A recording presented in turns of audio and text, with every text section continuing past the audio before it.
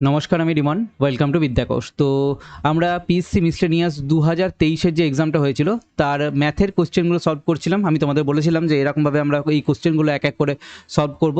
তো এর আগের দিন আমরা অর্ধেক অবধি মানে 63 অবধি কোশ্চেন হয়ে গেছিলো। তো আজকে আমরা বাকি কোশ্চেনগুলো কমপ্লিট করব। তো চলো, এই হচ্ছে আমাদের এখানে বাকি কোশ্চেন। বাট তার আগে আমি তোমাদের বলে দিই, আমি এখানে তোমাদের শুধুমাত্র কোশ্চেনটাকে সলভ করব না।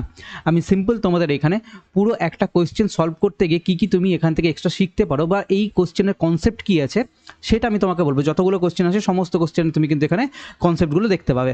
ওকে, যেন তোমার এখান থেকে কিছুটা কনসেপচুয়াল ক্ল্যারিটি বাড়ে। 72 নম্বর কোশ্চেন কি বলেছে? নিজ যাত্রা পথে ঘন্টায় 72 কিমি বেগে গতিশীল একটি ট্রেনের 120 মিটার লম্বা একটি প্ল্যাটফর্ম অতিক্রম করতে কত সময় লাগবে যখন ট্রেনটির দৈর্ঘ্য হচ্ছে কি 80 মিটার। এবার আমি কি বলেছি তোমাদের এর আগের দিন, যখন আমরা একটা কোনো কোয়েশ্চেন পড়বো তখন আমরা কোয়েশ্চেনটা পুরো কমপ্লিট পড়বো। আগে কি কি ইনফরমেশন দেওয়া রয়েছে সেটা আমরা এক এক করে নোট করবো। আমাকে এখানে কি দিয়েছে? স্পিড দিয়েছে ট্রেনের। কত দিয়েছে? 72 কিমি পার আওয়ার আমাকে এখানে স্পিড দিয়ে দিয়েছে, ট্রেনের স্পিড এখানে দিয়েছে। এবার কি বলেছে যে কি একটা প্ল্যাটফর্ম অতিক্রম করতে হবে। আচ্ছা, প্ল্যাটফর্ম অতিক্রম করতে হলে প্ল্যাটফর্মের লেন্থ দিয়েছে এটা। তাহলে আমি এখানে কি পাচ্ছি? প্ল্যাটফর্মের লেন্থ পাচ্ছি কতটা? 120 মিটার। দেখো আমাকে এখানে স্পিডটা কিন্তু কিমি পার আওয়ারে দিয়েছে, প্ল্যাটফর্মের লেন্থটা আমাকে এখানে মিটারে দিয়েছে। আর কি দিয়েছে? আর দিয়েছে যে কি ট্রেনের নিজস্ব দৈর্ঘ্য। ট্রেনের নিজস্ব দৈর্ঘ্য দিয়েছে 80 মিটার। তাহলে আমি কি পাচ্ছি এখানে? ট্রেনের লেন্থ পাচ্ছি কত? পাচ্ছি এখানে 80 মিটার পাচ্ছি। ওকে, তাহলে এবার আমাকে কি করতে হচ্ছে? আমাকে এখানে দেখতে পাচ্ছি যে কি এই হচ্ছে আমার একটা ট্রেন যাচ্ছে, ঠিক আছে, ট্র্যাক দিয়ে। এবার তার মধ্যে আমি কি দেখতে পাচ্ছি যে কি এই হচ্ছে এতটা হচ্ছে যে কি ট্রেনের প্ল্যাটফর্ম রয়েছে এটা। ওকে, এটা হচ্ছে কি ট্রেনের প্ল্যাটফর্ম। প্লাস কি হচ্ছে এই প্ল্যাটফর্মের উপর দিয়ে ট্রেন যাচ্ছে। তাহলে আমি ধরলাম যে কি এখান থেকে এতটা পোর্শন হয়তো এখানে ট্রেন রয়েছে। তাহলে প্ল্যাটফর্মটার লেন্থ হচ্ছে কত? 120 মিটার। ট্রেনের লেন্থ হচ্ছে কত?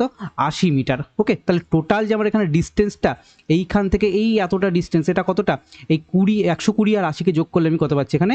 200 মিটারের আমাকে এখানে কিন্তু লেন্থটা কভার করতে হবে। আমাকে এটাই তো জানতে চেয়েছে, যে কি জানতে চেয়েছে আমাকে এখানে, যে কত সময় লাগবে কি কভার করতে এই একটা প্ল্যাটফর্ম। তাহলে ট্রেন যখন এখান থেকে যাওয়া শুরু করবে, সাপোজ তুমি ধরো ট্রেনটা হয়তো আমার কাছে এরমভাবে ছিল, ট্রেনটা এই আগে দিকে যাচ্ছে। এবার এইখানে ট্রেনটা তো আগে প্ল্যাটফর্মের এই যে পুরো লেন্থটা যেটা রয়েছে এটা তো কভার করবে, প্লাস ট্রেনের যে নিজস্ব লেন্থ রয়েছে প্রথম থেকে শেষ পর্যন্ত, যেটা আমাকে বলেছে 80 মিটার। তো প্লাস তার নিজস্ব এখান থেকে অলরেডি ট্রেনের মাথাটা বেরিয়ে গেল। আস্তে আস্তে আস্তে কী হচ্ছে? ট্রেনের মাথা যখন এই জায়গাটায়, তখন ট্রেনের শেষটাই পর্যাতে। ওকে, তাহলে ট্রেনের কী হচ্ছে? পুরো নিজস্ব লেন্থটাকেও কিন্তু এখানে কভার করতে হচ্ছে। তাহলে টোটাল সে কতটা ডিস্টেন্স কভার করছে? 120 মিটার আর এই 80 মিটার দুটো কভার করছে। তাহলে টোটাল তার ডিস্টেন্স কতটা হলো? ডিস্টেন্স কভার করতে হচ্ছে 200 মিটার টোটাল তাকে কভার করতে হবে। ওকে, এবার দেখো অঙ্কটা ভীষণ ইজি, বাট আমি তোমাকে কনসেপ্টটা বললাম কিভাবে কি হচ্ছে না হচ্ছে। কারণ কি হবে, এই ছোট ছোট কনসেপ্টগুলো কি হবে, যখন 2-3 বার ইউজ হয়ে যাবে তখন কিন্তু একটা কোশ্চেনকে এটা টাফ বানিয়ে দেবে, তখন আমরা ধরতে পারবো না। ওই জন্যে এই ছোট অঙ্কটাকে আমি অবহেলা না করে সিম্পল তোমাকে বললাম পুরোটা। তাহলে দেখো ডিস্টেন্স আমাকে কতটা কভার করতে হচ্ছে? 200 মিটারের ডিস্টেন্স কভার করতে হচ্ছে। কোন স্পিডে কভার করতে হয়? 72 মিটারে। তাহলে দেখো 72 কিমি পার আওয়ারে যদি কভার করতে হয় এই ডিস্টেন্সটাকে, তাহলে আমি কি করবো? 72 কিমি পার আওয়ার দিয়ে ভাগ করবো। কিন্তু দেখো মিটার আছে এখানে, এখানে আমার কিমি পার আওয়ার আছে। এবার এটাকে তো আমাকে আইদার আমাকে এটাকে মানে কিমিতে পরিণত করতে হবে, আর নয় এটাকে আমাকে মিটার পার সেকেন্ডে পরিণত করতে হবে। তাহলে সিম্পল আমি কি বলেছি, এই 72 কিমি পার আওয়ার থেকে, মানে কিমি পার আওয়ার থেকে যখন আমি মিটার পার সেকেন্ডে যাব, তখন আমি কি করতে বলেছিলাম?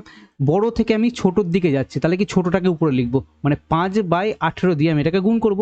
আর যদি আমি ছোট থেকে বড়োর দিকে যাই তাহলে কি করবো? বড়োটাকে উপরে লিখবো, মানে 18/5 দিয়ে গুণ করব। তখন আমাকে এখানে কি করছে? কিমি পার আওয়ার থেকে মিটার পার সেকেন্ডে যেতে হচ্ছে। মানে কিমি হচ্ছে কি বড়, ঘন্টা হচ্ছে কি বড়, সেকেন্ড হচ্ছে কি ছোট, মিটার হচ্ছে কি ছোট। ঠিক আছে, তাহলে সেকেন্ড যখন ছোট ইউনিট, এইটুকুটা তুমি কিমি ফিমি যদি বাদ দাও, ঘন্টা আর সেকেন্ড তো বুঝতে পারো সিম্পল। তাহলে সেকেন্ড যখন আমার কাছে ছোটো ইউনিট, আওয়ার যখন বড় ইউনিট, তাহলে আমি কী করছি? বড় থেকে ছোটোতে যাচ্ছি, মানে আমি ছোটোটাকে উপরে লিখবো। 5/18 দিয়ে আমি এটাকে কী করবো? গুণ করে দেবো। ঠিক আছে, তাহলে 5/18 দিয়ে আমি মনে এর আগে ভাগ বললাম না, তো ওটা গুণ হবে। ঠিক আছে, 5/18 দিয়ে আমি এটাকে তাহলে গুণ করছি। তাহলে সিম্পল এটাকে কাটো, 4×18 72, আমার এখানে 4 পড়ে আছে, 4×5 = 20, আমি এটাকে কেটে দিলাম, 10 পড়ে থাকলো। তাহলে আমার টাইম কতটা লাগবে? 10 সেকেন্ড টাইম লাগবে। ওকে, অপশান ডি অ্যান্সার। এবার দেখো আমি তোমাকে এখানে পুরোটা বললাম, বাট এক্সাম হলে কতক্ষণ লাগতো এই কোশ্চেন করতে? পেন আর পেপারের কি কোনো রকম কোনো প্রয়োজন পড়তো? দেখো অনেকেই হয়তো বলে থাকেন যে কি পেন আর পেপারের কোনো প্রয়োজন নেই, আমি এটা মাইন্ডে সলভ করতে পারবো, কিন্তু প্রয়োজন নেই। এক্সাম হলে প্রেশারের মধ্যে তুমি মাইন্ডে সলভ করতে গিয়ে ভুল করবে। সিম্পল কি দরকার, তুমি এখানে দেখতে পাচ্ছ 120 মিটার 80 মিটার টোটাল হচ্ছে কি 200 মিটার তোমাকে কভার করতে হবে। তুমি এটা লিখবে কত দিয়ে, 72 দিয়ে যাবে, মানে 72 মানে কিমি পার আওয়ার স্পিড দিয়েছে, এটাকে আমাকে চেঞ্জ করতে হবে। তুমি এখানে 5/18 লিখে তুমি ডাইরেক্ট কাটাকুটি করে সলভ করে দাও, তোমার 10 সেকেন্ড অ্যান্সার চলে আসবে। এইটুকুটা তোমার এক্সামে কাজ। ওকে, এতগুলো তার মধ্যে ব্যাকগ্রাউন্ড কাজ করছে, সিম্পল এটা। চলো পরবর্তী অঙ্কে আসি। দেখো এই অঙ্কটাতে কি বলেছে, কোন ক্ষুদ্রতম সংখ্যা থেকে 1 বিয়োগ করলে বিয়োগফল 12, 16, 28 দ্বারা বিভাজ্য হবে? তাহলে কোথা থেকে আমি 1 বিয়োগ করলে আমার এই এতগুলো দ্বারা বিভাজ্য হবে? সিম্পল, তাহলে আমি এখান থেকে কি করছি, এখান থেকে প্রত্যেকটা থেকে যদি আমি আগে 1 বিয়োগ করে দিই, প্রত্যেকটা থেকে আমি 1 বিয়োগ করছি, এখান থেকে 1 বিয়োগ করলে কি আসছে, 335 আসছে। ঠিক আছে, আমি আরও একটা জিনিস, আচ্ছা আমি আগে তোমাকে এটা লিখে দিই, তারপর আমি তোমাকে পুরো জিনিসটা বোঝাবো। ওকে, এখান থেকে যদি আমি 1 বিয়োগ করে দিই তাহলে হচ্ছে কত, 334 আসছে। এখান থেকে 1 বিয়োগ করে দিলে 671, এখান থেকে 1 বিয়োগ করে দিলে 336 আসছে। এবার এই যে নাম্বারগুলো পাচ্ছি, ঠিক আছে, এটা কত আছে 4, ভালো করে লিখি। ওকে, এই যে নাম্বারগুলো পাচ্ছি এখানে কি হবে, এই যে 12, দেখো এর মধ্যে কি লুকিয়ে আছে, 3 4 12, তাহলে বেসিক্যালি এই নাম্বারগুলো 3 দিয়েও কাটবে বা 4 দিয়েও কাটবে, তুমি বাকিগুলো দেখতে পারতে। এখানে যেমন 4 7 28, মানে এগুলো 7 দিয়েও কাটবে, এরকম হতে হবে। বাট 7-এর মাল্টিপল খোঁজা টাফ, 3-এর মাল্টিপল খোঁজা ইজি, 4-এরটা মোটামুটি ইজি। ঠিক আছে, তাহলে 3-এর মাল্টিপল আমি খুঁজবো, তাহলে তুমি আগে দেখো 3 বাদ দাও, তুমি আগে দেখো 4 হচ্ছে কি জোড় সংখ্যা, মানে লাস্টে আমার এখানে জোড় সংখ্যা হতে হবে 4 দিয়ে যদি কাটতে হয়, তো বেসিক একটা আন্ডারস্ট্যান্ডিং। ঠিক আছে, তাহলে আমার এই অপশনটাতে অ্যান্সার আসছে না। ওকে, বেরোলো। তুমি দেখো এখানে লাস্টে জোড় সংখ্যা আছে, মানে 4 দিয়ে কাটতেও পারে। আচ্ছা আমি আগে দেখি 3 দিয়ে কাটছে কিনা, তাহলে 3 দিয়ে যদি আমি এখানে দেখি, এদের যোগফল হচ্ছে কত, 10 হচ্ছে, তার মানে কি 3 দিয়ে কাটছে না, তাহলে এটাও আমার অ্যান্সার হচ্ছে না। আচ্ছা এদেরকে দেখি, এ কি 4 দিয়ে কাটবে, লাস্টে বিজোড় সংখ্যা আছে, 4 দিয়ে তো কাটতেই পারে না এটা, তাহলে কি এটাও আমার অ্যান্সার আসছে না একমাত্র, তাহলে এই অপশন পড়ে থাকলে এটাই অ্যান্সার। তুমি এক্সাম হলে ডাইরেক্ট এটা করে আসতে পারতে, আমি বোঝাবো, এর ব্যাকগ্রাউন্ড বোঝাবো সিম্পলি, কেন হলো কিভাবে হলো, পুরো কনসেপ্ট রয়েছে এর পেছনে, পুরো জিনিসটাই বলবো। ওকে, তাহলে এবার আমি তোমাকে এটা একটু মিলিয়ে দেখিয়ে দিই। দেখো এটা কি আমার আগে 3 দিয়ে কাটছে কিনা দেখি, দেখো 6 3 9 আর 3 হচ্ছে কত 12, তার মানে কি এটা আমার 3 দিয়ে তো কাটবে এই সংখ্যাটা। 4 দিয়ে কাটছে কিনা একটু চেক করে দেখে নি। দেখো তুমি এখানে 4 দিয়ে এটাকে দেখো কেটে কি হচ্ছে, তুমি এখানে 4 দিয়ে কাটো, তাহলে হচ্ছে কত 4 8 32, 1 6 4 4 16, মানে কেটে গেল বেসিক্যালি, তাহলে 4 দিয়েও কেটে গেল। তাহলে কি আমি একমাত্র অপশন এখানে পেলাম, যেটা আমি পুরো একটা জায়গা চেক করে আমার অ্যান্সার বেরিয়ে গেল যে আমি অপশন ডি এটা আমার অ্যান্সার হচ্ছে। ঠিক আছে, আমি অ্যান্সার তো পেয়ে গেছি। এক্সাম হলে এলসিএম এইচসিএফ এর কোশ্চেনে ম্যাক্সিমাম ক্ষেত্রে কি দেখতে পাওয়া যায়, আমার এখানে পুরো অঙ্ক সলভ করতে হয় না, শুধুমাত্র আমি যে এই ডিভিশন যে মেথডগুলো আছে, এই প্রাইম নাম্বারের যে কনসেপ্টগুলো রয়েছে, এই কনসেপ্ট যখন আমি তোমাদের ভালো মতো শিখিয়ে দিই, এগুলো আমি রেশিও ফেশিও থেকে শেখাতে আসছি তোমাকে, মানে প্রথম থেকে একদম, মানে এগুলো একটা কোনো ক্লাস না, পুরো যে চ্যাপ্টার আমরা শিখতে শিখতে আসছি এক এক করে পরপর করে সমস্ত জায়গায় প্রথম থেকে আমি তোমাদের এই জিনিসগুলো শেখাতে শেখাতে আসছি। এগুলোর খুব বেশি ইউজ কোথায় হয়, এলসিএম এইচসিএফ চ্যাপ্টারে এসে এর মারাত্মক রকমের ইউজ হয়ে থাকে। ওকে, নর্মাল কনসেপ্টে হয়, এটাও হয়। এবার দেখো তুমি তো এক্সাম হলে এটা বার করতে পারতে এরকমভাবে, বাট এটা এলো কি করে, ফার্স্ট কোশ্চেন হচ্ছে এটা। আর একটা কোশ্চেন কি হয়, এক একটা স্টুডেন্টের মাইন্ডে, এক একটা স্টুডেন্ট মাইন্ডে এরকম কোশ্চেন আসে, কখন আমি এলসিএম বার করব, কখন আমি এইচসিএফ বার করব। ঠিক আছে, কখন আমাকে এলসিএম বার করতে হবে, কখন আমাকে এইচসিএফ বার করতে হবে, এটা আমি বুঝতে পারি না এক্সামে, এটা ম্যাক্সিমাম স্টুডেন্টের সমস্যা এই জায়গাটা। তো আমি কি করে বুঝবো আমি কখন এলসিএম বার করবো, কখন এইচসিএফ বার করবো? সিম্পল দুটো কথা বলছি, লিখে নাও, একটু দরকার পড়বে পরবর্তীতে। দেখো এলসিএম, এটা কি হচ্ছে, এলসিএম হচ্ছে কি সবার দ্বারা কাটে, সবার দ্বারা কাটে। ওকে, আর এইচসিএফ হচ্ছে কি, এক সেকেন্ড, এইচসিএফ হচ্ছে কি সবাইকে কাটে, সবাইকে কাটে। ওকে, এবার দেখো এই দুটো কথা আমি লিখলাম, বাট তোমার মনে হতে পারে আমি তো এখানে কিছুই বুঝতে পারছি না। চলো আমি তোমাকে বলছি। এখানে এই হচ্ছে আমার কাছে 12, 16 আর 28, নিচে লিখি আমি, জায়গাটা ইউজ করতে হবে। এই হচ্ছে কত 12, 16 আর হচ্ছে কত 28, এই তিনটে নাম্বার আমাকে দিয়েছে। তাহলে এলসিএম হচ্ছে এমন একটা নাম্বার, এলসিএম এমন একটা নাম্বার যে 12 দিয়েও কাটা খাবে, 16 দিয়েও কাটা খাবে এবং 28 দিয়েও কাটা খাবে। ওকে, তাহলে এলসিএম কি হচ্ছে সবার দ্বারা কাটছে, কার কার দ্বারা কাটছে, 12 দ্বারা কাটছে, 16 দ্বারা কাটছে, 28 দ্বারা কাটছে। এই দ্বারা কথাটার সেন্স পাবে তুমি, সবার দ্বারা এলসিএমটাকে কাটা খেয়ে যাবে ও। ঠিক আছে, আর এইচসিএফ হচ্ছে কি এমন একটা নাম্বার, এইচসিএফ হচ্ছে এমন একটা নাম্বার যে সবাইকে কাটবে, মানে এই নাম্বারটা এ 12কে গিয়েও কেটে দেবে, এ 16কে গিয়েও কেটে দেবে, এ আবার 28কে গিয়েও কেটে দেবে। মানে এইচসিএফ নিজে কাটে না, মানে নিজেও কাটা কারো কাছে কাটা খায় না, এ সবাইকে কাটতে চলে যায়। আর এলসিএম কি হচ্ছে নিজে কাটা খেয়ে যায়, এই 12 দ্বারা কাটা খাবে, 16 দ্বারা কাটা খাবে, 28 দ্বারা কাটা খাবে, ঠিক আছে।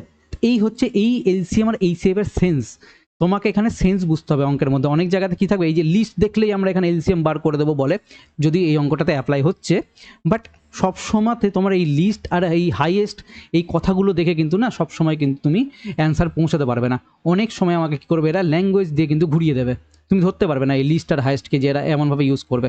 ওকে, তো সেই জন্য তুমি কোথায় কোথায় ফাঁসবে সেটা একটা টিচারের পড়ানোর সাথে সাথে মেন্টরশিপটাও প্রয়োজন। মানে একটা টিচারকে বলে দিতে হবে তুমি এই জায়গায় ফাঁসতে পারো, তোমার এইখানে সমস্যা এটা হতে পারে, ইনফ্যাক্ট হচ্ছেও, ম্যাক্সিমাম স্টুডেন্টের সমস্যা হয়। ওই জন্য বর্তমান দিনে যে টিচারের নিড রয়েছে সেটা হচ্ছে কি teaching plus mentor, teacher plus mentor, মানে সে তোমাকে পড়াবে এবং মেন্টরশিপও দেবে, সঠিক গাইডেন্স দেবে, কী কী তুমি ভুল করতে পারো সেটাকেও তোমাকে ধরাবে।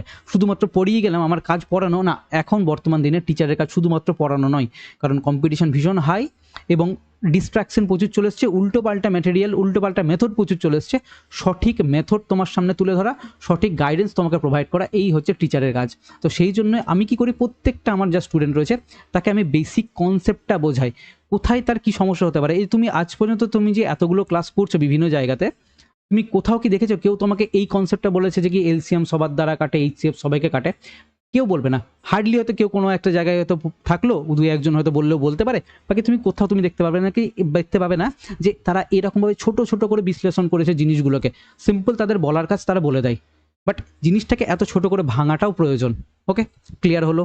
তাহলে এইটুকুটা তুমি বুঝতে পারলে। এবার অঙ্কটাকে আমরা বেসিক দিয়ে কি করে সলভ করবো সেটা বলি। তাহলে হচ্ছে যে কি আমাকে এখানে কী বার করতে হবে, আমি দেখো এখানে কী পেয়ে যাচ্ছি, দ্বারা পেয়ে যাচ্ছি, তাই তো? 12 দ্বারা, 16 দ্বারা, 28 দ্বারা কাটবে এমন একটা ক্ষুদ্রতম সংখ্যা থেকে এক বিয়োগ করতে হবে। তাহলে আমাকে আগে এমন একটা ক্ষুদ্রতম সংখ্যা বার করতে হবে, ঠিক আছে, যেই সংখ্যাটা কি হবে এই 12 দ্বারা, 16 দ্বারা, 28 দ্বারা কাটবে, সবার দ্বারা কাটছে, মানে আমি এখানে কি পাচ্ছি, এলসিএম আমাকে বার করতে হবে। কার কার এলসিএম? 12, 16 আর এখানে আসছে কত, 28। সিম্পল এলসিএম বার করা আমি তোমাদের বলেছি এর আগে, 3 4 12, বাট 4 আমি এখানে পেয়ে যাচ্ছি, ডাইরেক্ট আমি 16 নিয়ে নেবো।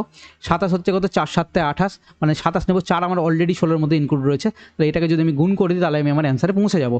ওকে, তাহলে এই হচ্ছে কত, 3 16 হচ্ছে কত, 48, এটা ইন্টু 7, মানে 7 8 56, হাতে থাকলো 5, এখানে হচ্ছে কত, 4 7 28 আর 28 আর 5 হচ্ছে কত, 33, তাহলে 363। এই হচ্ছে কি হলো আমার, এটা এলসিএম বেরিয়ে এলো। কার কার? 12 16 28-এর এলসিএম হচ্ছে যে কি 336। এবার 336 হচ্ছে এমন একটা নাম্বার যার যে এই 12 দ্বারা, 16 দ্বারা, 28 দ্বারা কাটা খেয়ে যাবে, ঠিক আছে, সবার দ্বারা এ কাটা খেয়ে যাবে এলসিএমটা। ওকে, কিন্তু আমাকে কি বলেছে, এমন একটা সংখ্যা নিতে হবে যার থেকে আমি এক বিয়োগ করতে পারবো।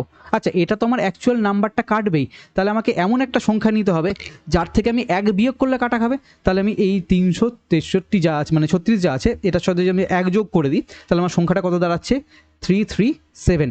এই হচ্ছে যে কি আসল সংখ্যা। এই সংখ্যাটা যদি নিই, এখান থেকে যদি আমি এক বিয়োগ করে দিই তবে আমি কত পাবো, 336 পাবো। এই সংখ্যাটা কি করবে, এ 12 18 আর হচ্ছে কত, 12 18 বলছি, 12 16 আছে, তাই তো, 12 16 আর 28-এর দ্বারা কেটে যাবে। অঙ্কের মানেটা হচ্ছে যে কি এটা, এই যে তোমাকে দেখো সিম্পল এখানে এলসিএম বার করার অঙ্ক ছিল, বাট লাস্টে এই একটা এক, এটা আমি যোগ করব নাকি বিয়োগ করব, এখানেই তো স্টুডেন্টের ম্যাক্সিমাম কনফিউশন থাকে যে আমি এখানে কী করতে হয়, যোগ কেন করব বা বিয়োগ কেন করব। এবার আমি তোমাকে যদি বলতাম যদি তোমার এখানে এই থাকলে ওই হয়, সেই থাকলে ওই হয়, এইভাবে আমি তোমাকে যদি বলতাম এটা থাকলে তুমি যোগ করবে, এটা থাকলে তুমি বিয়োগ করবে, তুমি বুঝতে পারতে না, মুখস্থ করতে। সিম্পল তোমাকে এখানে কী বার করতে হলো, আমি তোমাকে কনসেপ্ট দিলাম যে আমাকে এখানে এই যে 336 এই এলসিএম এই নাম্বারটা লাগবে, এটা হচ্ছে আমার অ্যাকচুয়াল কাটা খাবে যে নাম্বারটা, ঠিক আছে, এই 12 16 28-এর দ্বারা কাটা খাবে। তাহলে সংখ্যাটা এমন হবে যার থেকে আমি এক বিয়োগ করবো। তাহলে কার থেকে এক বিয়োগ করতে পারি, এই যে 337 রয়েছে এখান থেকে, তাহলে আমি এক যদি বিয়োগ করে দিই তাহলে আমি আমার আসল সংখ্যায় পৌঁছে যাচ্ছি। তাহলে কোশ্চেনের অ্যান্সার কি হচ্ছে, অ্যান্সার হচ্ছে যে কি 337, এটা হচ্ছে যে কি আমার অ্যান্সার। ওকে, এবার তাহলে আমি এখান থেকে কি করেছিলাম, আমি এখান থেকে জানতাম যে কি সংখ্যাটা আমাকে এরকম দিয়েছে এরা, বাট আমি সবার থেকে যদি এই এক বিয়োগ করার কথা বলেছি, আমি সবার থেকে যদি আমি এক এখানে বিয়োগ করে দিই তাহলে আমি কি পাবো, এলসিএম পেয়ে যাবো। আর এলসিএম যখনই পাবো তাহলে এই এলসিএমগুলো কী হবে, 12 দিয়ে কাটবে, 16 দিয়ে কাটবে, 28 দিয়ে কাটবে। আচ্ছা, 12 দিয়ে যদি তাকে কাটতে হয় তাহলে সেই সংখ্যাটাকে কী করতে হবে, 12 কীভাবে তৈরি হয়, 3 × 4 দিয়ে 12 তৈরি হয়। তাহলে এই যে এই সংখ্যাটাকে 3 দিয়েও কাটতে হবে বা 4 দিয়েও কাটতে হবে। আমি তো এখানে শুধুমাত্র এটাই চেক করেছি, এক বিয়োগ করে দিয়ে আমি কোনটা দেখেছি 3-এর মাল্টিপল, কোনটা দেখেছি 4-এর মাল্টিপল, আমি আমার অ্যান্সারে পৌঁছে গেছি। ব্যাকগ্রাউন্ডে কাজ করছিল এতগুলো কনসেপ্ট, ঠিক আছে, এই এলসিএম বার করবো নাকি এইচসিএফ বার করবো, এই কনসেপ্ট কাজ করছে। তারপর এক বিয়োগ করতে হবে, সেই কনসেপ্টটা কাজ হচ্ছে। ঠিক আছে, এলসিএম বার করতে হবে, এলসিএম থেকে কীভাবে আমি কাটাকুটি করবো না করবো সেই কনসেপ্ট কাজ হচ্ছে। এতগুলো যখন কনসেপ্ট কাজ হচ্ছে তবে গিয়ে আমি এই শর্টকাটে পৌঁছতে পারলাম। এবার এই শর্টকাটটাকে আমি তোমাকে এমনি শিখিয়ে দিতে পারবো যে না এরকমভাবে হলে তুমি এইভাবে করে দেবে, এটা তো হয় না। না, ব্যাকগ্রাউন্ডে তোমাকে তো আগে পুরো কনসেপ্টটা বলতে হবে যে কনসেপ্টটা এটা, এরপরে তুমি কি করবে, আমার সঙ্গে যখন তুমি অঙ্ক প্র্যাকটিস করতে থাকবে কন্টিনিউয়াসলি, তখন তুমি এই জায়গাগুলো বুঝতে পেরে যাবে, আচ্ছা হ্যাঁ এইভাবে জিনিসটা হচ্ছে। বোঝাতে পারলাম, বোঝা গেল জিনিসটা? এবার দেখো, মনে হতে পারে এই একটা ছোট্ট জিনিস নিয়ে আমি কত কী বলে ফেললাম, বাট কনসেপ্ট তো এটাই। এইভাবে আমি যদি অঙ্কগুলোকে দেখতে না পারি এক্সাম হলে, তাহলে আমার এক্সাম হলে কী হবে, অঙ্কের টাইম নিয়ে ফেলবে। পরবর্তী কোশ্চেনে আসি। দেখো, এই হচ্ছে আমাদের math special officer batch foundation course. এটা একটা, তোমরা যারা চাইছো প্রপার গাইডেন্সে আমার কাছে যারা পড়তে চাইছো, তোমরা ডেফিনেটলি পড়তে পারো আমাদের এই ব্যাচ থেকে। বিদ্যা কোর্স বাই রিমন স্যার আমাদের যে অ্যাপ রয়েছে, প্লে স্টোর থেকে এটা ডাউনলোড করে তুমি এই ব্যাচে ভর্তি হয়ে যেতে পারবে। আর কেউ যদি কোনো ইনফরমেশন জানতে চাও এই ব্যাচের ব্যাপারে, এই হচ্ছে আমার কন্ট্যাক্ট নাম্বার দেওয়া রয়েছে, তুমি এই চাইলে আমার কন্ট্যাক্ট নাম্বারে ফোন করে এই ব্যাচের ব্যাপারে কিছু ইনফরমেশন নিয়ে নিতে পারো। চলো পরবর্তী কোশ্চেনে আসি। কোনো একটি সংখ্যার একক স্থানীয় অঙ্কের এবং দশক স্থানীয় অঙ্কের যোগফল হচ্ছে কত? 9। সাপোজ কোনো একটা সংখ্যা আমি ধরলাম, এই হচ্ছে একক স্থানীয় এ, দশক স্থানীয়তে বি ধরলাম আমি, তাহলে এই হচ্ছে একটা সংখ্যা। ওকে, এদের যোগফল বলেছে, মানে আমি এখানে বি প্লাস এ, এদের যোগফল বলেছে কত? 9। ওকে, এবার কি বলেছে, অঙ্কদ্বয়ের স্থান পরিবর্তন করলে পূর্বের এবং বর্তমান সংখ্যাদ্বয়ের অন্তর হয় 9। এবার দেখো, অঙ্কদ্বয়ের স্থান, আগে অঙ্কটা কি ছিল, আগে এ ছিল পরে বি ছিল, তাহলে আমি এটাকে স্থান পরিবর্তন করলাম, এটাকে এদিকে আনলাম, বিটাকে এদিকে নিয়ে চলে আসলাম, তাহলে কি থাকলো, এ বি হয়ে গেল। তাহলে এটা যদি করা হয়, তাহলে আমি এখানে কি বলেছে, যে আমার কাছে যে সংখ্যাটা পাচ্ছি, প্রথম সংখ্যাটা কি ছিল, বি এ, দ্বিতীয় সংখ্যাটা কি পেয়েছি আমি, এ বি। এটাকে যদি আমি বিয়োগ করি তাহলে আমি কি পাবো, এখানে 9 পাবো। এবার একটা মজার ব্যাপার হলো কি, তোমার যখনই সংখ্যাগুলোকে এভাবে উল্টে দাও না কেন, তুমি এখানে অলওয়েজ 9 পাবে অথবা 9-এর মাল্টিপল পাবে, মানে 9 দুগুণী 18, 3 9 27। ঠিক আছে, এটা তুমি যদি বিয়োগ করো, বিয়োগফল তোমার আইদার 9 হবে, নাহলে 9-এর মাল্টিপল হবে। 9 হতে পারে, 18 হতে পারে, 27 হতে পারে, 36 হতে পারে, হোয়াটএভার। ঠিক আছে, 9-এর মাল্টিপেলে তোমার এরকমভাবে যাবে জিনিসগুলোকে। তো বেসিক্যালি তোমার এখানে কি বলা আছে, এই জিনিসটাই বলা আছে। তাহলে সংখ্যাটি কত সেটা বলতে বলেছে। ঠিক আছে, এখানে এবার এটা আমি কনসেপ্ট বললাম তোমাকে, বাট এবার তুমি এখান থেকে এই কোশ্চেনের জন্য তোমার কি এতগুলো কনসেপ্ট প্রয়োজন? না, একদমই প্রয়োজন নেই। জাস্ট সিম্পল আমি তোমাকে বলে রাখলাম, দেখবে অন্যান্য কোথাও এই জায়গাটায় ইউজ হয়ে যাচ্ছে ব্যাপারটা।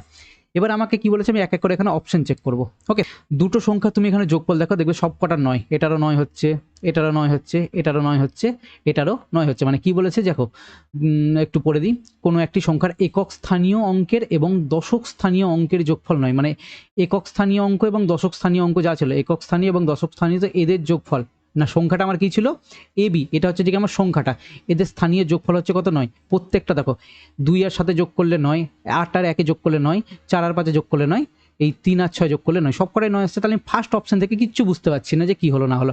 কিন্তু অঙ্কদ্বয়ের পরিবর্তন, এবার অঙ্কদ্বয়ের পরিবর্তন মানে হচ্ছে কি, সিম্পল, আমি এই জায়গাটা একটু মুছছি, হ্যাঁ এটা মুছে দিলাম আমি তোমাদের।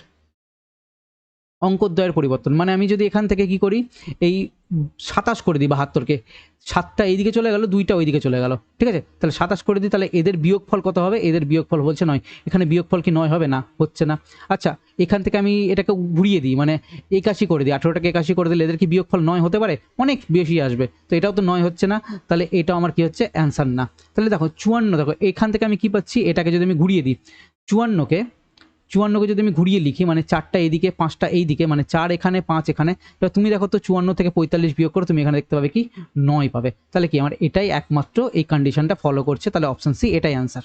ওকে, অপশন সি এটাই অ্যান্সার। তুমি এটাকেও চেঞ্জ করে দেখতে পারো, এই 3টাকে এখানে 6টাকে এখানে চেঞ্জ করলে হচ্ছে কত, 3 এখানে 6 হচ্ছে। তুমি এবার এটাকে বিয়োগ করে দেখো তো কত হচ্ছে এখানে, এটাকে বিয়োগ করে দেখলে তুমি দেখতে পাবে এখানে আসছে কত, 7 2 27, তাই তো? তাহলে তুমি দেখো, আমি তোমাকে কি বললাম, প্রত্যেক ক্ষেত্রে তুমি যখন বিয়োগ করবে, বিয়োগফলটা কি হবে, 9 অথবা 9-এর মাল্টিপল হবে। দেখো এটা 27 এসছে, আমার অ্যান্সার না, বাট তুমি দেখো এটাও 9-এর মাল্টিপল। তুমি যখন এগুলোকে বিয়োগ করে দেখবে, যা যা বেরোচ্ছে তুমি দেখতে পাবে যে কি সেগুলো তোমার 9-এর কোনো না কোনো মাল্টিপল আসবে। ওকে, এটা জাস্ট একটা কনসেপ্ট বলে রাখলাম, সিম্পল প্রয়োজন হতেই পারে আমাদের।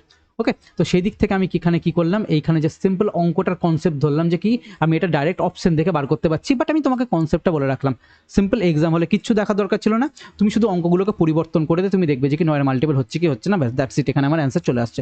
চলো পরবর্তী কোশ্চেন আসি। দেখো কি বলেছে, একজন পাইকারি ওষুধ বিক্রেতা এক ক্রেতাকে 20% ছাড় দেওয়ার পরেও 15% লাভ করলো, ওষুধের সর্বাধিক বিক্রয়যোগ্য মূল্য 550 টাকা হলে তার প্রকৃত মূল্য কত?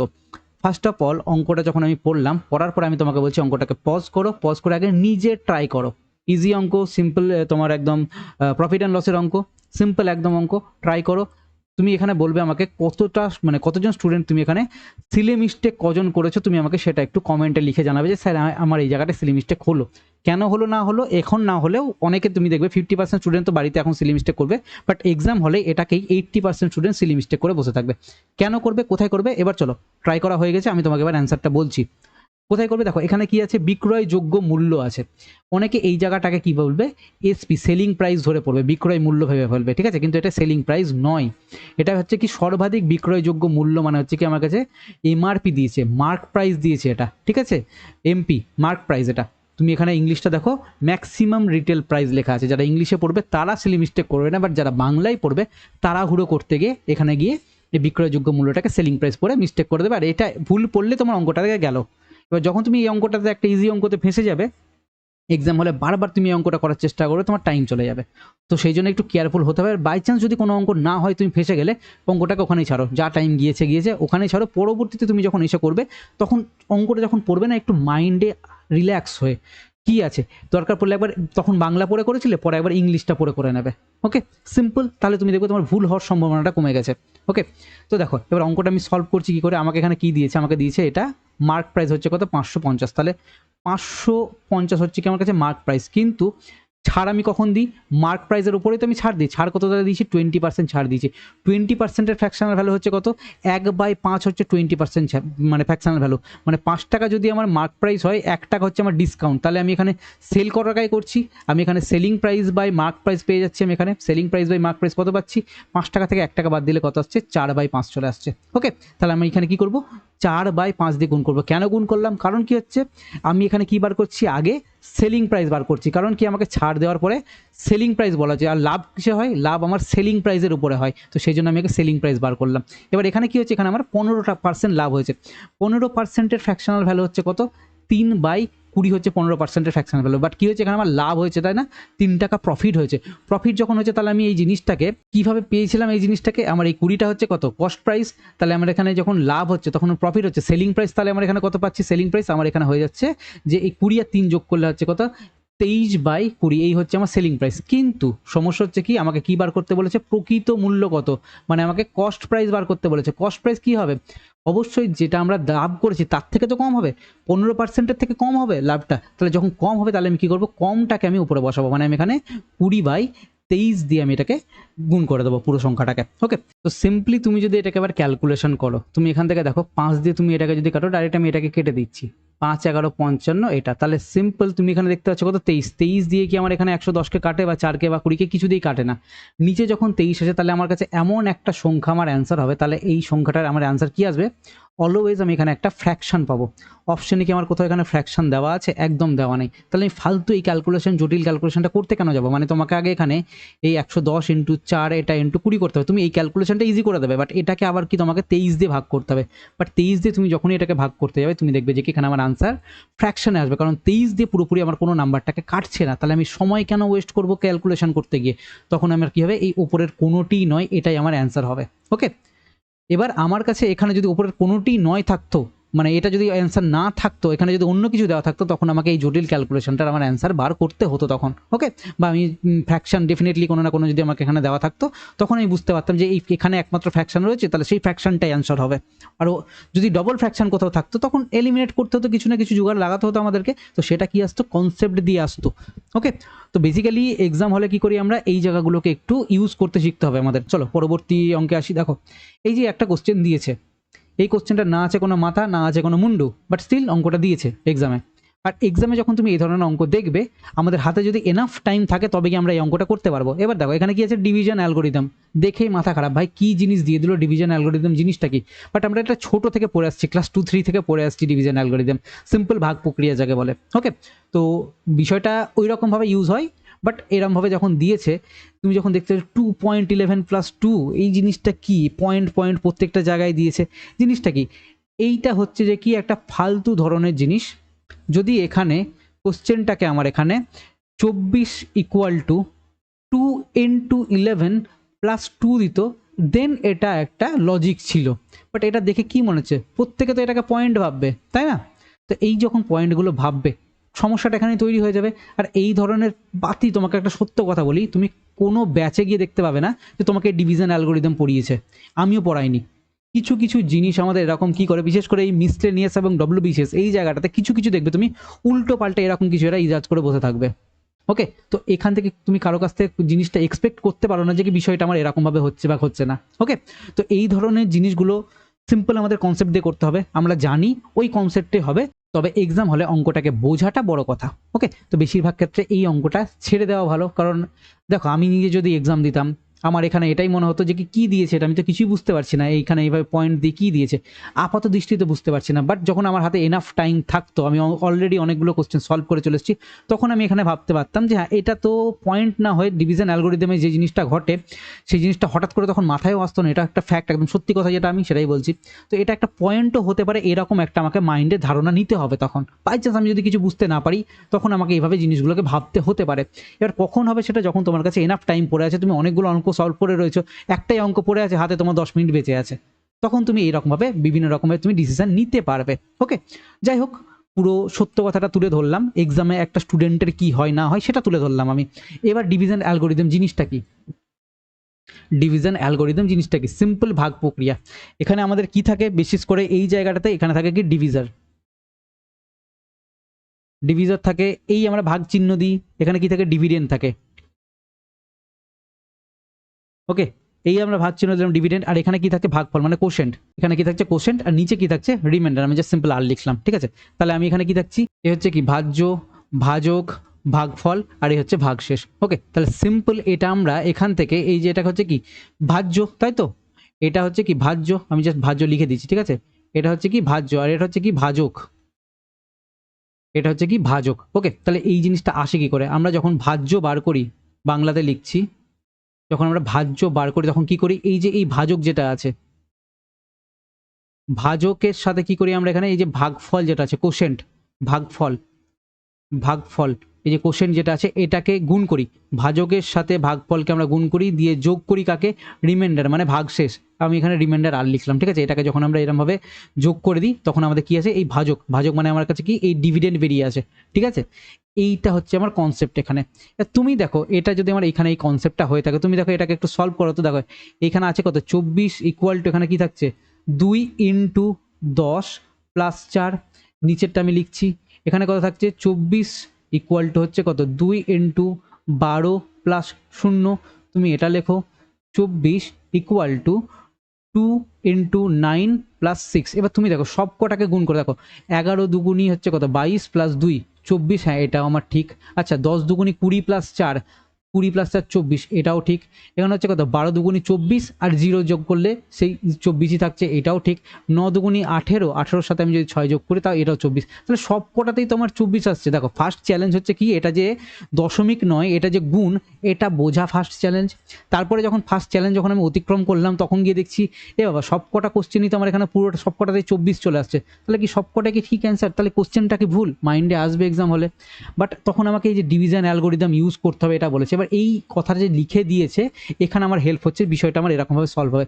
কীভাবে সলভ হবে ডিভিশন অ্যালগোরিদমটা, এখানে আমি যখন এই ভাজক যেটা রয়েছে, ঠিক আছে, ভাজক যেটা রয়েছে, ভাজকের থেকে যে আমার ভাগফল পাচ্ছি, লাস্টে আমরা কি লিখি, এগুলো সবকটা লাস্টেরটা রিমাইন্ডার। তো এটার কনসেপ্টটা কি, এটার কনসেপ্টটা হচ্ছে কি এখানে আমার কাছে এখানেই আসে, যে আমরা এখানে দেখতে পাচ্ছি ভাজ্য ইকুয়াল টু ভাজক ইন্টু ভাগফল প্লাস ভাগশেষ। তাহলে আমাকে এইখানে যদি এটা সলভ করি, দেখো সিম্পল হচ্ছে কি, আমাকে এখানে 24 বার করতে হচ্ছে, তাই তো 24। তাহলে আমি এখানে কি পাচ্ছি, অলওয়েজ আমি এখানে ডিভিজার পাচ্ছি, মানে ভাজ্য পাচ্ছি, মানে ভাজ্য হচ্ছে কত, ভাজ্য কোথায় থাকে, ভাজ্য ভেতরে থাকে, তাহলে ভাজ্য হচ্ছে কত 24।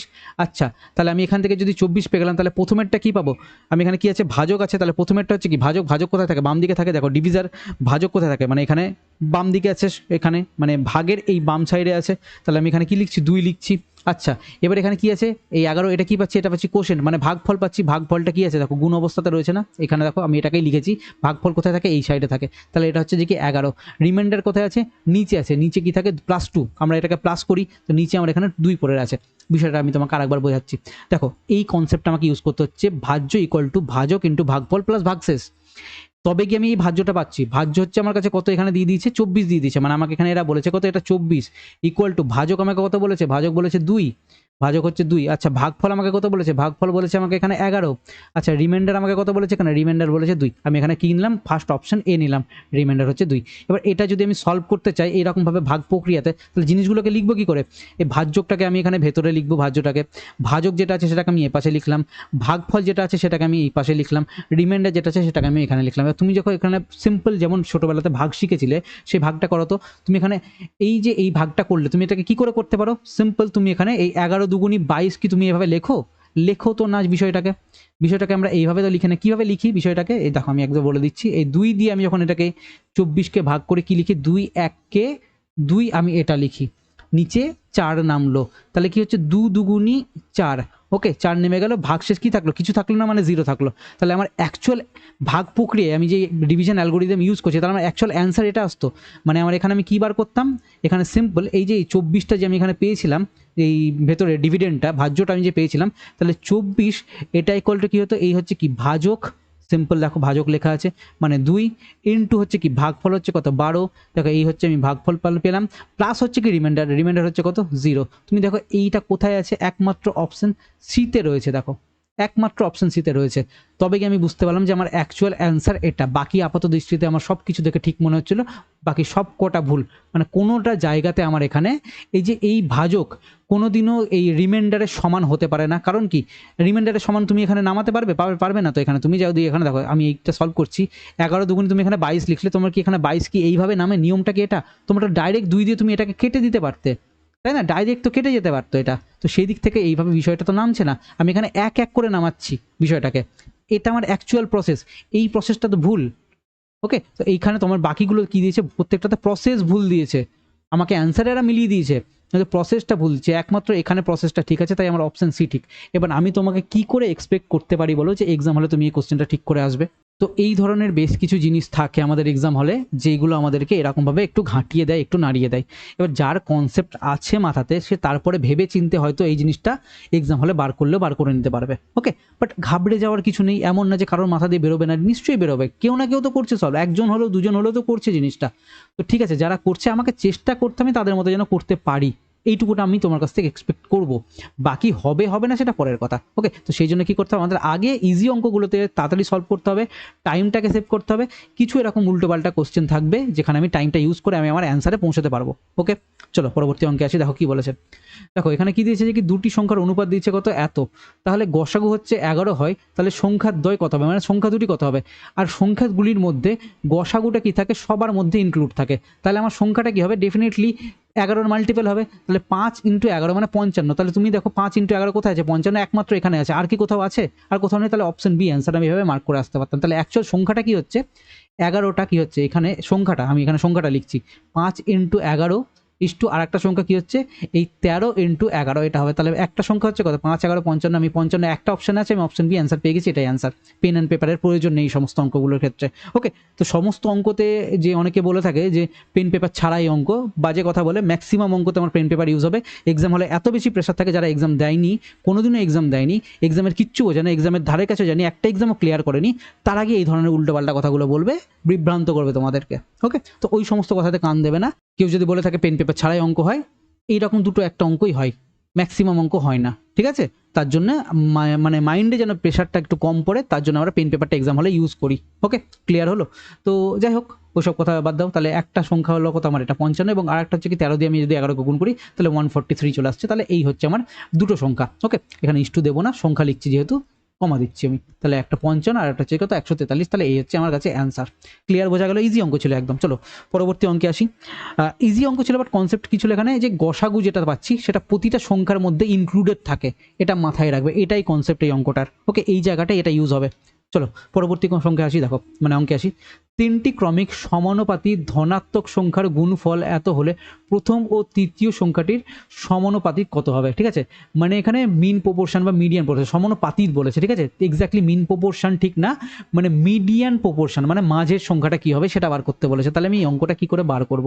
সিম্পল, দেখো আমি যদি এক্সাম হলে এক্সাম দিতাম, এত কিছু বার না করতাম, যখন আমি এই নাম্বারটা দেখতাম এখানে কত দেখতে পাচ্ছি 343 দেখতে পাচ্ছি, এটা হচ্ছে কি আমি জানি 7-এর কিউব, তাহলে আমার এক অপশানে 7 রয়েছে, আমি এটা মার্ক করে চলে আসতাম। যদি আমার কাছে টাইমের অভাব থাকতো তবে গিয়ে আমি করে আসতাম এইটা অ্যান্সার। ওকে, বাট ঠিক আছে, আমি তোমাকে কনসেপ্টটা কি আছে সেটা শেখাই। এবার দেখো এই অঙ্কটার মধ্যে ক্রমিক সমানুপাতিক ধনাত্মক সংখ্যার গুণফল বলেছে। তাহলে ক্রমিক সমানুপাতিক জিনিসটা কি? ক্রম পর্যায়ে রয়েছে। সাপোজ আমি তোমাকে এখানে জাস্ট কোথায় রয়েছে টার্মটা, এক সেকেন্ড, কোথায় যে কন্টিনিউড প্রপোর্শন, ঠিক আছে, এই কন্টিনিউড প্রপোর্শন টার্মটা কি? কোনো একটা সংখ্যা যদি 1 হয় তাহলে এই পরবর্তী সংখ্যাকে যদি আমি 3 দিয়ে গুণ করি তাহলে এই সংখ্যাটা কি হচ্ছে 3 × 1 = 3, তাহলে এই সংখ্যাটাকে কি করবো আমি, এটাকে আমি 3 দিয়ে গুণ করবো, তাহলে 3 × 3 = 9, তাহলে এরা কি হচ্ছে ক্রমিক সমানুপাতিক। আর একটা এক্সাম্পল দিই, কোনো একটা সংখ্যা হয়তো আমার এখানে 4 পেলাম, ওকে, 4কে আমি হয়তো এখানে 2 দিয়ে গুণ করছি, তাহলে 4 দুগুণী 8, তাহলে 8কেও আমি 2 দিয়ে গুণ করব, তাহলে 8 দুগুণী 16, এটাও একটা ক্রমিক সমানুপাতিক। কোনো একটা সংখ্যা এখানে হয়তো 7 রয়েছে, তাহলে এই সংখ্যাটাকে যদি আমি আবার 7 দিয়ে গুণ করি, যে কোনো হতে পারে, তুমি গুণ যেটা দিয়ে করবে, স্টার্টিং হোয়াট এভার, তুমি যেটা ইচ্ছে তুমি সেটা দিয়ে স্টার্ট করতে পারো, ওকে, বাট তুমি যেটা দিয়ে গুণ করছো সবকটাতে গুণের ফ্যাক্টরটা না প্রতিটা জায়গাতে সেম রাখবে। এখানে আমি 7 দিয়ে গুণ করছি, তাহলে একটা সংখ্যা হচ্ছে কত 7 × 7 = 49, তাহলে পরবর্তী সংখ্যা হচ্ছে কত, এটাকে আমি 7 দিয়ে গুণ করবো, তাহলে 49 × 7 মানে 7-এর কিউব বেসিক্যালি, তো 343। তাহলে এই হচ্ছে আমার কাছে বেসিক সংখ্যাটা, মানে যেটি এই অঙ্কটা জাস্ট আমি লিখলাম, বাট অঙ্কটা আমি তোমাকে বোঝাচ্ছি কিভাবে হচ্ছে না হচ্ছে। এবার আমি এইখানে মানে আমি তোমাকে জাস্ট সেটা বললাম যে কন্টিনিউড প্রপোর্শন মানে ক্রমিক সমানুপাতিক জিনিসটা কি সেটা আমি তোমাকে বললাম, তুমি ম্যাক্সিমাম জায়গাতে দেখবে তোমাকে এই জিনিসটাকে বোঝাইনি ঠিক মতো করে। ওকে, সিম্পল অঙ্কটা কী করে সলভ করতে হয় সেটা বলে দিয়েছে, বাট এই জায়গাটা টোটালি ইগনোর করে গিয়েছে। বাট আমি তোমাকে কি বলছি, কনসেপ্ট শেখাচ্ছি এখানে। ওকে, এবার দেখো আমি তো ক্রমিক সমানুপাতিক ধনাত্মক সংখ্যা বলেছে, পজিটিভ নাম্বার পেয়ে গেছি, ক্রমিক সমানুপাতিক জিনিসটা কি হলো। এবার তাহলে আমি তো জানি না সংখ্যাটা কি, আমি ধরলাম প্রথম সংখ্যাটা এক্স, পরবর্তী সংখ্যাটা ওয়াই এবং পরবর্তী সংখ্যাটা জেড, তিনটে আমি সংখ্যা এখানে পেয়ে গেলাম, ঠিক আছে। এবার এক্সের সাথে এখানে যতটা সংখ্যা গুণ হয়েছে ওয়াইয়ের সাথেও এক্স্যাক্টলি সেম সংখ্যাই গুণ হয়েছে, ঠিক আছে। কি গুণ হয়েছে না হয়েছে আমার দেখা দরকার নেই আপাতত। ওকে, বেসিক্যালি আমরা যখন আমার কাছে সংখ্যাগুলো এরকম থাকে, ক্রমিক সমানুপাতিক সংখ্যা যখন হয়, তখন আমরা সেই সমানুপাতিকে কীভাবে রিপ্রেজেন্ট করতে পারি সেটাকে আমরা এই x/y ইকুয়াল টু বা প্রপোর্শন চিহ্ন তুমি দিতে পারো, এটাকে আমরা কি লিখতে পারি y/z, x/y y/z এইভাবে লিখতে পারি। তাহলে আমি যখন এটাকে সলভ করব, সলভ করে কি আসে আমার কাছে এখানে, এই যে এই y কোনাকুনি গুণ হয়ে গেল, এখানে x আর z কোনাকুনি গুণ হবে, তাহলে y আর y গুণ হলে কি পাচ্ছি আমি এখানে y এর স্কোয়ার পাচ্ছি, ইকুয়াল টু আমি এখানে কি পাচ্ছি xz পাচ্ছি, এখানে আমি xz পাচ্ছি। ওকে, একটু এই টার্মগুলো দেখে x y z এগুলো দেখে একটু অসুবিধা হতে পারে, দেখো কিছু করার নেই, আমাকে এখানে কিচ্ছু বলেনি, আমি তোমাকে অঙ্কটা সলভ করছি বলে আমাকে এগুলো ধরতে হচ্ছে, আমি বাধ্য। বাট তার আগে আমি তোমাকে কনসেপ্ট পুরোটা বুঝিয়েছি। তুমি যদি এটাকে সিম্পল এইভাবে লিখতে, তাহলে কীভাবে লিখতে, তুমি এখানে 7/49 ইকুয়াল টু এই 49/343 লিখতে, এইভাবে লিখতে জিনিসটাকে। ওকে, তুমি যখন এবার এখান থেকে এটাকে সলভ করো, তুমি দেখবে এখানে কত পাচ্ছ 49 × 49 ইকুয়াল টু তুমি এখানে 7 ইন্টু এখানে হচ্ছে কত 343 তুমি এখান থেকে পেয়ে যাবে। ওকে, ক্লিয়ার। এবার তুমি দেখো এইটা তুমি দেখো কী করে আসছে, দেখো এখানকার যেটা ভ্যালু হবে সমান চিহ্ন দেওয়া আছে, এটারও কিন্তু ভ্যালু সেম হচ্ছে। তুমি এখানে বড় নাম্বার নিয়েছি বলে তোমার এটা মনে হচ্ছে, তোমাকে আমি একটা ছোট নাম্বারের এক্সাম্পল দেখাই। দেখো এটাকে তুমি যদি এই রকম সমানুপাতিক হারে লিখতে, এরকম হারে লিখতে, তাহলে তুমি কীভাবে লিখতে, আগে কি আছে 1 3 আর 9, তাহলে 1/3 হতো ইকুয়াল টু কী আসতো 3/9 আসতো। তাহলে এবার কি এটা কোনাকুনি গুণ হবে, কোনাকুনি যদি গুণ হয় তাহলে আমি এটাকে কী লিখতে পারি 3 × 3 লিখতে পারি, ইকুয়াল টু আমি কী করতে পারি 9 × 1 মানে 9, এটা × 1, তাহলে তুমি দেখো তো 3 × 3 = 9, 9 × 1 = 9, তুমি দেখো মাঝখানে সমান চিহ্ন আসছে, মানে আমার যাইভাবে সলভ করি আমার এটা ইকুয়ালি আসবে, এটাই হচ্ছে মেন কথা, এটা আমি বলতে চাইছি তোমাকে, ঠিক আছে। তাহলে আমি যখন এইটাকে মানে এই একটা সংখ্যা এই একটা সংখ্যা এই একটা সংখ্যা ক্রমিক সমানুপাতিতে রয়েছে এটাকে যখন আমি এইভাবে লিখছি, তখন আমি কি পাচ্ছি এই y এর স্কোয়ার পাচ্ছি ইকুয়ালস টু xz পাচ্ছি। ওকে, তাহলে এবার একটু খেয়াল করে দেখো তো, কোশ্চেনে আমাকে আর একটা ইনফরমেশন দিয়েছে যে এই যে তিনটে সংখ্যা পেলাম এদের গুণফল দিয়েছে না আমাকে, আমি যে এই তিনটে সংখ্যাকে যদি গুণ করে দিই তাহলে আমি কেন কত পাচ্ছি 343 পাচ্ছি, আমাকে বলে দিয়েছে এরা 343। তাহলে তুমি এবার দেখো এইখানে এই xz এর সাথে কিসের কমতি হচ্ছে যে আমি এখানে 343টা লিখতে পারছি না। ডেফিনেটলি একটা y যদি আমি এখানে একটা গুণ করে দিই, x আছে z আছে y নেই, তাহলে আমি যদি এখানে এক্সট্রা একটা y গুণ করে দিই তাহলে তো আমি এখানে এই 343টা লিখতে পারবো, কারণ কি x y z তিনটেরই গুণফল আমি কিন্তু পেয়ে যাচ্ছি এখানে, এই xz মানে মাঝখানে তো গুণ আছে, ঠিক আছে। তাহলে এইখানে তিনটেরই আমি গুণ অবস্থায় পেয়ে যাচ্ছি এটাকে, তাহলে আমি এখানে 343 লিখতে পারবো। যেহেতু সমানের এপারে আমি একটা এক্সট্রা ওয়াই দিয়ে গুণ করলাম, তাহলে সমানের এপারেও আমাকে একটা কী করতে হবে এক্সট্রা ওয়াই দিয়ে গুণ করতে হবে। তাহলে বেসিক্যালি আমি এটা মুছছি, তাহলে আমি এখানে কি পাচ্ছি, এখানে তুমি দেখো ওয়াইয়ের কিউব পেয়ে গেলে, মানে ওয়াইয়ের স্কোয়ার আর একটা ওয়াইয়ের কিউব পেয়ে গেলে তুমি এখানে কি পাচ্ছ, এই জায়গাটা আমি তাহলে মুছে লিখে দিচ্ছি কি তোমাকে এখানে, যে x into y into z, তুমি এটা পেয়েছো এই জায়গাটাতে। তাহলে এই এক্স ইন্টু ওয়াই ইন্টু জেডের ভ্যালু কত, 343, তাহলে তুমি এখানে ডাইরেক্ট 343 লিখতে পারবে। এবারে আমাকে কি বলেছে, ইকুয়ালটা তুমি দাও এখানে, এখানে তোমাকে এবার ওয়াইয়ের ভ্যালু তুমি যদি বার করতে চাও, তুমি এখানে কি করবে, ডাইরেক্ট কিউব রুট করবে, কার 343 এর তুমি এখানে কিউব রুট করছো, তাহলে 343 এর তুমি যদি কিউব রুট করো তাহলে আমার এখানে অ্যান্সার কি আসছে, তুমি দেখতে পাবে যে এটা 7-এর কিউব আসছে। তাহলে আমি এখানে সিম্পল ওয়াইয়ের ভ্যালু কত পাচ্ছি, 7 পাচ্ছি। তাহলে আমি ওয়াইয়ের সিম্পল ভ্যালু পেয়ে গেছি 7, তাহলে 7 অ্যান্সার। ক্লিয়ার, বোঝা গেল অঙ্কটা কিভাবে হচ্ছে না হচ্ছে। দেখো অনেক কিছু জিনিস আমি এখানে এক্সপ্লেন করলাম, কি কি ছিল, কি কি ঘটনা হলো, ক্রমিক সমানুপাতের জিনিসটা কি, কিভাবে এই জিনিসটা আসছে, কেনই বা আমরা এইগুলো করছি, এইগুলোকে বুঝে তুমি যতক্ষণ অবধি না পড়বে ততক্ষণ অবধি তোমাকে সিম্পল কোশ্চেন সলভ করে দিলে কিচ্ছু হবে না ওটাতে। ওকে, ব্যাকগ্রাউন্ডে কি ঘটছে না হচ্ছে প্রুফ করে তোমাকে যদি আমি দেখিয়ে দিই জিনিসগুলো, তোমার মাথায় থাকবে এটা। চলো পরবর্তী কোশ্চেন আসি, দেখো কি বলেছে, একটি বাগানে 127টি চারা গাছকে, বাগানটিতে যতগুলি সারি আছে প্রতিটি সারিতে ততগুলি চারা গাছ লাগানোর পর দেখা গেল 6টি চারা অতিরিক্ত থাকলো, তাহলে বাগানটিতে কতগুলি সারি আছে। সিম্পল কোশ্চেন একদম, তুমি দেখো কটা ছাড়া এক্সট্রা বেঁচে গেছে, 6টা বেঁচে গেছে। তাহলে কত, এই 127টা ছিল মাইনাস আমার 6টা এক্সট্রা বেঁচে গেছে, এক্সট্রাকে আমি বাদই দিয়ে দিলাম, তাহলে কত পড়ে থাকছে, 121 পড়ে থাকছে। তাহলে কি থাকছে, সরি 124 লিখেছি। তাহলে যখনই আমি দেখবো এই শাড়ির কোশ্চেন থাকে তখনই আমরা এখানে কি করি, রুট করে দিই, কারণ এই হচ্ছে যে কি শাড়ি, ঠিক আছে, এরমভাবে থাকে, ঠিক আছে, এরমভাবে থাকে বিশেষ করে। তাহলে এখানে পরপর থাকছে, এখানে পরপর থাকছে, জিনিসগুলো এরকমভাবে হয়। তাহলে বেসিক্যালি এটা আমার কি আসছে, একটা দেখো স্কোয়ার ফর্ম করছে, তো আমার এখানে স্কোয়ার আসে অলওয়েজ। তো আমি এটাকে যদি আন্ডার রুট নিয়ে নিই তাহলে আমি এখানে কি পাচ্ছি, 11 পাচ্ছি। তাহলে 11টি হচ্ছে আমার অ্যান্সার। কোথায় আছে, অপশন সি, এটাই 11। তাহলে আমি কি বলছি, বাগানটিতে কতগুলো সারি আছে, বাগানটিতে আমার এখানে 11টি সারি আছে, মানে 11টি সারিতে তুমি এখানে প্ল্যান্ট করতে পারতে, ঠিক আছে। মানে প্রতিটা সারিতে বেসিক্যালি কি হতো, মানে এখান থেকে তুমি লাগাতে লাগাতে এরকমভাবে গেলে তুমি দেখতে পাবে যে কি এরকমভাবে যখন আমরা পরপর কাউন্ট করতে যাই তখন আমাদের কাছে কি হয়, অলওয়েজ এটা একটা স্কোয়ার ফর্ম করে, ওই জন্য আমরা এখানে কি করছি, স্কোয়ার বার করছি। বোঝাতে পারলাম জিনিসটা, এই জন্য আমার এখানে অলওয়েজ অঙ্কটা আমাদের এরকমভাবে সলভ করতে হয়। ওকে, ক্লিয়ার হলো। চলো পরবর্তী কোশ্চেন আসি, দেখো কি বলেছে, এই যে একটা অঙ্ক, যে এই 171 সংখ্যাটা কি। আপাত দৃষ্টিতে তুমি অঙ্কটা যখন দেখবে, যেখানে দেখতে পাবে প্রাইম নাম্বার রয়েছে, পট করে prime number maximum student answer করে দিয়ে চলে আসবে, ঠিক আছে। বাট বেসিক্যালি জিনিসটা দেখো, মানে তাড়াহুড়ো করতে গিয়ে আমাদের মাইন্ডে প্রথমেই দেখে কেমন কেমন প্রাইম একটা মানে ফিলিংস আসছে, তাই না।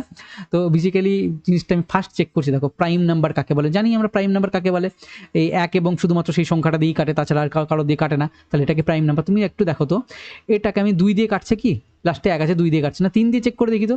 দেখো 3 দিয়ে আমি যখন যোগ করি সমস্ত কটাকে, যোগফল আমার 9 আসছে, তার মানে ডেফিনেটলি এটা 3 দিয়ে কাটবে, 3 দিয়ে কেটে গেল, তার মানে হচ্ছে কি এটা আমার প্রাইম নাম্বার তো না। এটা কি ইভেন নাম্বার, লাস্টে কি আমার জোড় সংখ্যা আছে, এখানে কি জোড় সংখ্যা আছে না, জোড় সংখ্যাও নাই, তাহলে আমার এটা ইভেন নাম্বারও না। আচ্ছা ইররেশনাল নাম্বার জিনিসটা কি, কম্পোজিট নাম্বারটা কি জিনিস, কম্পোজিট মানে হচ্ছে কি যৌগিক সংখ্যা, একটা মৌলিক সংখ্যা একটা যৌগিক সংখ্যা, তাহলে যেটা কি, যেটা মৌলিক নয় সেটাই যৌগিক সংখ্যা, তাহলে এটা একটা যৌগিক সংখ্যা, এটাই অ্যান্সার। এবার ইররেশনাল নাম্বারটা কি সেটা আমি তোমাকে একটু বলে দিই। দেখো র্যাশনাল দুটো নাম্বার আছে, একটা হচ্ছে যে কি র্যাশনাল নাম্বার, আর একটা হচ্ছে কি ইররেশনাল নাম্বার। ওকে, র্যাশনাল নাম্বারটা হচ্ছে কি যেটাকে আমরা p/q এর ফর্মে লিখতে পারবো, এটা তো আমরা সবাই জানি p/q, কিন্তু জিনিসটা কি, তুমি এখানে 1 রয়েছে, তুমি একটাকে কি p/q এর ফর্মে লিখতে পারবে, ইয়েস আমি পারবো। এটাকে কিভাবে পারবো, এই 1 নিচে যদি আমি 1 লিখে দিই তাহলে আমার এটা হয়ে গেল এখানে।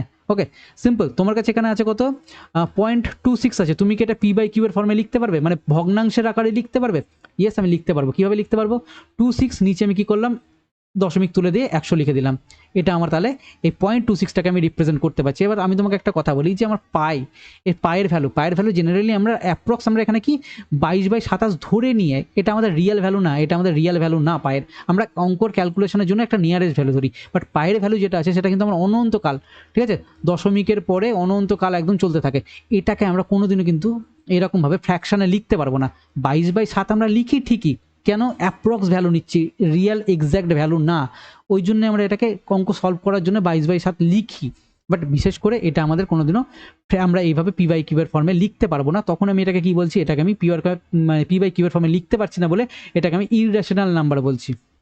এই যে এই তোমার এখানে এই হয়তো 9.9999 অনন্তকাল অবধি চললো, তাহলে এই নাম্বারটাকে আমরা কিভাবে লিখি, এটাকে আমরা কি ফ্র্যাকশনে লিখতে পারবো, অনেকে বলবে যে কি না পারবো না, কিন্তু পারবো। কিভাবে পারবো, দেখো এই যে 9 উপরে বার চলে আসছে, বাট এই নাম্বারগুলোকে তো আমরা q এর ফর্মে লিখতে পারি, এটারও তো একটা প্রসেস রয়েছে, যাই হোক, আমি প্রসেস তোমাকে আমি এখন শেখাচ্ছি না, অনেক বড় হয়ে যাবে জিনিসটা, এটা একটা অন্য জিনিস, তোমাকে এগুলো পরে শেখাবো। বাট জিনিসটাকে তো আমরা এখানে পি বাই কিউবের ফর্মে লিখতে পাচ্ছি, তো এটাও আমার হচ্ছে যে কি একটা র্যাশনাল নাম্বার। কিন্তু যখন এখানে 3.124698117, ঠিক আছে, অনন্তকাল অবধি চলছে, এটাকে আমি কিন্তু মানে শেষই তো নেই এই সংখ্যাটার, যখন শেষ নেই তখন আমি এটাকে পি ওয়াই কিউবের ফর্মে লিখতে পারছি না, তার মানে এটা হচ্ছে কি আমার একটা ইররেশনাল নাম্বার। তো ইররেশনাল নাম্বার কাকে বলে, মানে অমূলদ সংখ্যা কাকে বলে, সেটা আমি তোমাকে বললাম। মূলদ সংখ্যা কোনগুলো? মূলদ সংখ্যা হচ্ছে যে এইটা মূলদ সংখ্যা, এটা মূলদ সংখ্যা, এটা মূলদ সংখ্যা, যেগুলোকে আমি ভগ্নাংশের আকারে লিখতে পারবো সেটা মূলদ সংখ্যা। ওকে, কিছুটা বোঝা গেল। এবার দেখো, আমি তো এখানে তোমাকে এমসিকিউ সলভ করেছি, তার সঙ্গে কনসেপ্ট বলছি। তোমাকে যখন আমি এই জিনিসগুলো ব্যাচে শেখাই, পরপর ধরে ধরে ধরে ধরে একটা সিকোয়েন্সে শেখাই, তখন সেই ব্যাপারটা আলাদা হয়, তোমার মাথা থেকে পুরো কনসেপ্টটা ক্লিয়ার হয়। তুমি এখানে যেখানে পড়েছো, বাট এখান থেকে একটু কনসেপ্ট যখন নিয়ে নিচ্ছ, তোমার অনেকটা জিনিস কিন্তু ক্লিয়ার হয়ে যাচ্ছে। ওকে, তাহলে এই কোশ্চেনের অ্যান্সার আমার কাছে ডাইরেক্ট কি এসছে, এটা একটা কম্পোজিট নাম্বার, যৌগিক সংখ্যা, এটা একটা অ্যান্সার। অনেকে এটা মৌলিক সংখ্যা অ্যান্সার করে এসে ভুল করেছিল। ওকে, প্রাইম নাম্বার এটা না, কারণ দেখতে পাচ্ছি 3 দিয়ে কেটে যাচ্ছে। ঠিক আছে, অনেকে এক্সাম হলে ইররেশনাল নাম্বার কি জিনিস সেটাই জানে না, ঠিক আছে, তো সেই জন্য অনেকে হয়তো ইররেশনাল নাম্বারও করে এসেছিল, এটাও হতে পারে। ওকে, চলো পরবর্তী কোশ্চেন আসি। দেখো কি বলেছে, দেখো এক্স্যাক্টলি একই টাইপের অঙ্ক। কি বলেছে, সঠিক উত্তর নির্বাচন করুন। কোন বেসিসে বলেছে সঠিক উত্তর? দুটি অমূলদ সংখ্যা, মানে ইররেশনাল নাম্বার সংখ্যা, ঠিক আছে, দুটি অমূলদ সংখ্যার যোগফল অমূলদ সংখ্যাই হবে। তাহলে দেখো, দুটো অমূলদ সংখ্যা, সাপোজ আমি এখানে একটা তোমাকে সংখ্যা বলছি, অপশন অ্যাকর্ডিং টু এ, আমি তোমাকে এখানে একটা সংখ্যা বলছি, একটা নাম্বার পেলাম আমি কত, 3.1642 ডট ডট ডট ডট চলছে অনন্তকাল। এই নাম্বারটা আমি একটা পজিটিভ নিলাম, আবার এই নাম্বারটা আমি একটা নেগেটিভ নিলাম, মানে মূলদ সংখ্যা অমূলদ সংখ্যাটা পজিটিভ নেগেটিভ দুটোই হতে পারে। তাহলে আমি যদি নিয়ে নিই এটাকে 3.1642, এটা অনন্তকাল চলছে। এবার এই দুটোকে যদি আমি যোগ করে দিই, তাহলে এটাও কেটে গেল, এটাও কেটে গেল, 0 থাকলো। 0 কি একটা আমার কি অমূলদ সংখ্যা না মূলদ সংখ্যা? কি সংখ্যা 0? 0 কিছুই না। তাহলে আমি এখানে কি বলছি, কি লিখেছি এখানে, যে দুটি অমূলদ সংখ্যার যোগফল একটি অমূলদ সংখ্যা। তো দুটি অমূলদ সংখ্যার যোগফল সবসময় যে আমার কাছে অমূলদ সংখ্যা হবে তার কিন্তু কোনো মানে নেই, তাহলে আমার এটা ভুল।